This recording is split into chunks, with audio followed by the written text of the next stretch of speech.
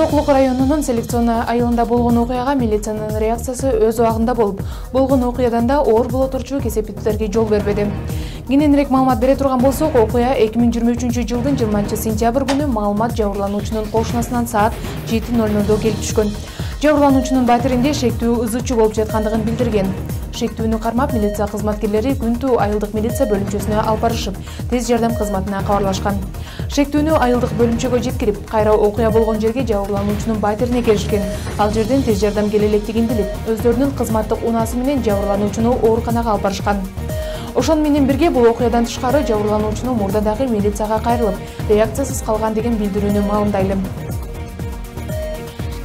2022 жылдын сентябрь айында жабырлануучунун 36 жаштагы Н.А. Соклук райондук ички иштер бөлүмүнө арыз менен кайрылып, мурдагы жолдошу Э.А. 31 август күнү селекция айылында кармап алып, күч колдонуп зордуктагандыгын билдирген.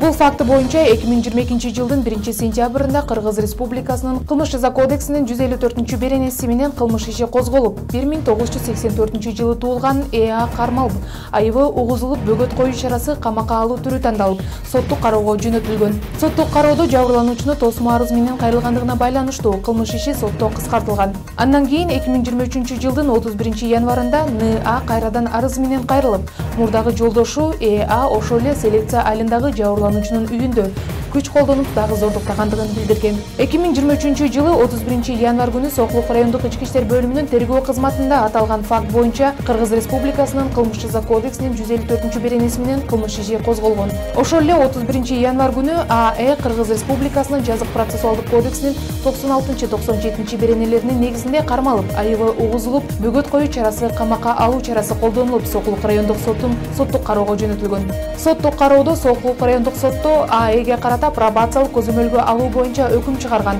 Ал өкүмгө нааразы болгон А.Э. Чүй облустук сотко даттанган. Учурда Чүй облустук ички иштер башкы башкармалыгынын тергөө кызматы тарабынан бардык тийиштүү экспертизалар дайындалып, тергөө амалдары жүрүүдө.